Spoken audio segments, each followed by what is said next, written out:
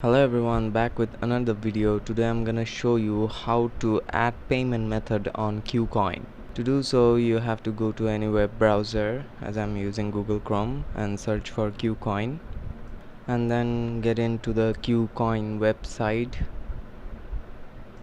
After getting into the website, you of course need to have your account in Kucoin. As you can see, I already have an account here, so I'm already logged in. Then in the left corner, if you click on buy crypto option, click on P2P there. After that, if you click on more option, there is a payment settings, click on it, and then click on add here, and you can just choose any payment method you want. So here I will choose the bank. So if you select any payment method, you have to fill up the information they want here. After giving all the informations, press continue, and then you can purchase anything in Kucoin here, as you have added your payment method in Kucoin.